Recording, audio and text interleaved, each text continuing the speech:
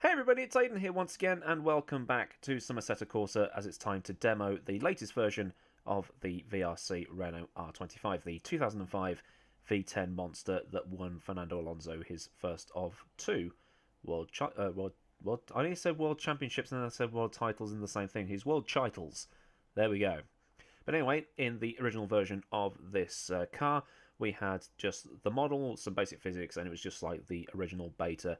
And then using feedback from the people that donated, myself included, they've brought out version 0.2. And in the changelog, we've got some remaining liveries from the course of the season, some new user interface previews, new 3D tyres and textures, shaders and textures optimization, major physics update, which should be really good, and they've improved the sounds as well. So, just a brief overview, and we're going to take it to a track now and go out and drive it. Which track? I don't know yet, and hopefully I've solved my new mic issues. I broke my headset, so I've had to order a new one, and I'm still trying to adjust the microphone a bit to try and get as close to what I had originally, but let's see what we've got. Greetings all, Ferrari-Man 601 here. Well, here we are then at Spa-Francorchamps in Belgium. We're driving Giancarlo Fisichella's car today because I think that Giancarlo was a bit of an underrated driver in his career. Never really set the world on fire, but he did the best with what he was given. So I've got a brief setup that I put together while I was testing the volume levels, and I'll load that up and then we'll go driving. And one of the things they have done, you can see from the outside, is that they've darkened the Mild 7 Blue on this car, and it was probably the only criticism I really had of the original release of this car. And if I'm being that picky, then that must mean it was excellent in my mind. So anyway, I'm going to load up this setup. Usual fare for this kind of thing. We've got pedal overlay at the bottom. We've got which gear we're in. Very, very basic dashboard in this car. No frills. Just letting the guy get on with his driving. And away we go.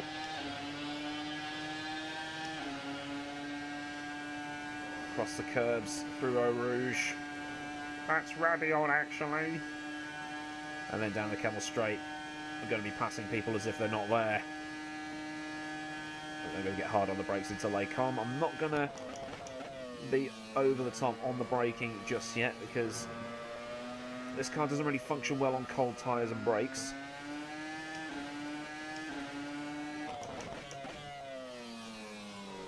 Back end just getting from the to go through Rivage into No Name Sans Nom as we're in Belgium, then into Huon. I love this corner. I dare say it's one of my favourite corners in the world.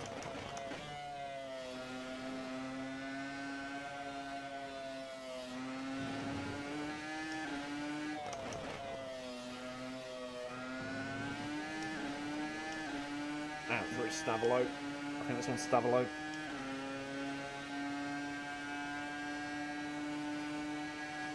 And if you just heard me exhale over the microphone, I do hold my breath quite a lot when I'm driving, and I shouldn't really do it. I can't breathe enough as it is. Into the bus stop. It's not really a bus stop anymore, is it? Bit of understeer.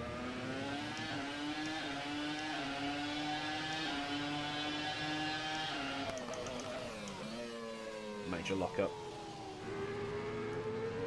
Let the traction control do its thing. Brake's still not quite up there yet. I'm going to shift it back a click, I think. Or maybe I just overestimated how good the brakes are. But it's not trying to kill me. That's the important thing. I think we've got a bit of texture glitching on the two front wheels there. Tyre's still not up to temperature, even though we're on the super softs.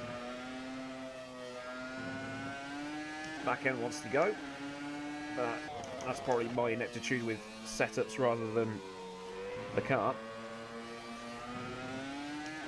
Very, very understeery.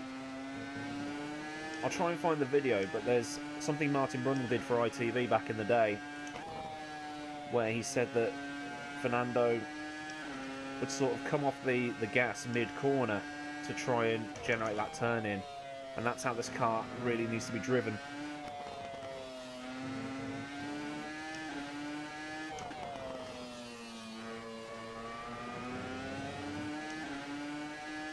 challenge. I like a challenge when it comes to driving these things. It'll be something else to try and drive this thing quickly. I know that for a fact.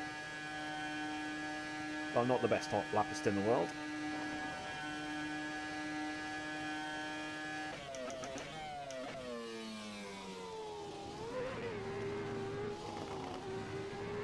Just saved it. Now the tyres are up to temperature. Have a lot more grip in there this time. That was a 146.7.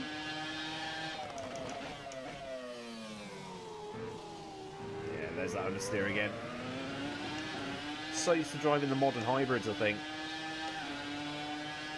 I never really do get along with this sort of era of Formula 1. I don't know why.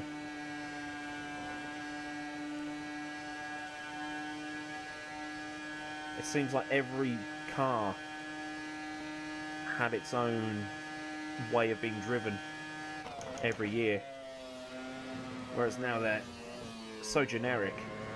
If you can drive one, you can drive them all.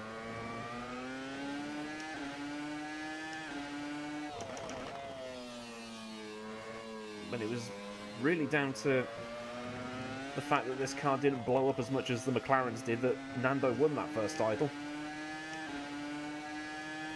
But in a way, we can thank Fernando for ending Schumacher's career, in a way.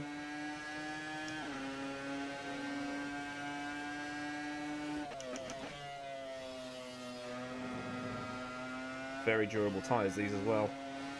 2005, when they brought in that stupid rule that said you're only allowed to use one set of tyres for a whole weekend or something. You weren't allowed to make tyre stops, and that's why there was that brouhaha in Indianapolis that year. I remember turning on the telly, I was like, oh, Formula 1's on, I'll see how that's getting on.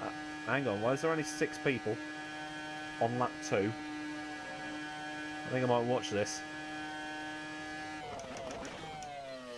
Oh, no.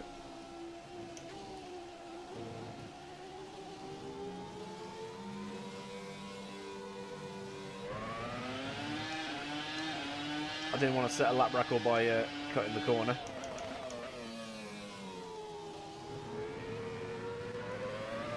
Much better through there.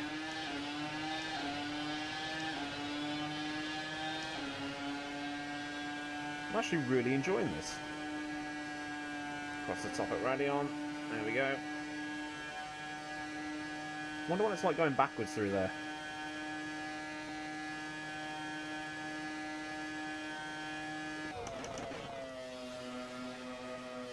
It takes so long to warm the tyres up in these 2005 cars. As we found out in the Hotlap Contest back in January. A lot of people were going out and doing 2 flying laps, one to get the tyres up and one to actually set a fast lap. Meanwhile, I put no fuel in the car and did my out lap as if it was my flying lap just to make sure the tyres were up.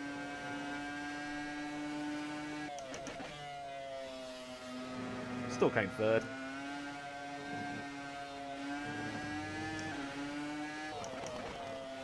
Lock up.